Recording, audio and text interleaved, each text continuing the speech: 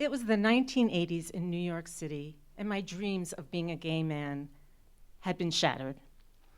It's not that I had gender dysphoria or anything like that. I just really wanted to hang out in the clubs every night and dance and have unbridled fun. But this was the 1980s in New York City, and being a gay man could be fatal. I worked at an ad agency on Madison Avenue as a secretary, and I shared an apartment with Kelly, the secretary who sat across from me, and Jonathan, who worked in the creative department. Jonathan was gay, and he was living the life that I thought I wanted to live. I have no idea why he hung out with me and Kelly, two girls from Long Island with high hair and big shoulder pads. They called us bridge and tunnel girls. But we had a really good time together, and we got along really well. Jonathan wasn't the cleanest of guys, and he brought home men pretty often to spend the night. He was emaciated, and when he got sick, I got panicked. I approached Kelly and I said, I think Jonathan has AIDS. She panicked, and the two of us moved out of the apartment, a decision I would regret later. Jonathan died 3 weeks later of pneumonia. This was the start of years of AIDS paranoia for me. Every visit to the dentist was a fiasco, with me looking over my shoulder, making sure the equipment was sufficiently sterilized. Manicures, which were practically a wardrobe essential back then, became a thing of the past. I had a boyfriend at the time. He got a cold. 2 o'clock in the morning, I had him on the phone with the AIDS hotline. They said, "Sir, you have a cold, go back to bed." Not only did he not go back to bed, I never heard from him again. When I left the ad agency, I went to work at a Medicaid eligibility software company, which required that we tour Medicaid hospitals in the city filled with dying men. It was heartbreaking, it was tragic, and it was terrifying. We still didn't know how you could catch AIDS. This was the 80s, and it was in the early stages. They had told us that the AIDS virus could lie dormant in your system for 10 years. So when I moved to Boulder, I got tested for HIV many times. On the third visit to the People's Clinic, the counselor called me into his office to give me my third negative result, and he said, "Jean, why are you here?"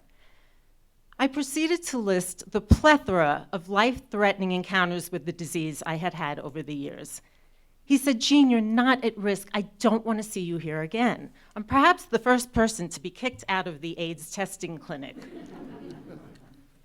Over the years, my fear of AIDS subsided, but what didn't subside is my hypochondriacal panic over every little ailment that I get. I have irritable bowel syndrome. I mean, who with anxiety doesn't, right? But in my case, I believe to have a tumor in my intestine blocking me. I have this sharp pain in the back of my neck. The doctors say it's a nerve. But why would I have nerve pain in the back of my neck if there's not something resting on that nerve, right? So I'm convinced I have a tumor in the back of my neck. I have tinnitus, which is ringing in the ears. No one knows what causes tinnitus, but I know. The tumor in the back of my neck has metastasized and moved into the base of my skull. So given this information about me, it's pretty remarkable that for the past 2 years, I haven't worried about getting COVID. I've followed protocol, I wear a mask when I'm told to, I've been jabbed 3 times, and I just went on with my life. But I had one incident that was a little nerve-wracking. Just when the quarantine was lifted and the health clubs opened, I ran into my friend Tom. Tom is gay and he's HIV positive. He gave me a huge sweaty hug and a maskless kiss. I was very taken aback. I'm like, how come he's not worried about COVID? Well, of course he's not worried about COVID. He's got HIV. I mean, he's probably just annoyed at how quickly we all rushed to find a cure for the disease that we have now, when there is still no cure for AIDS.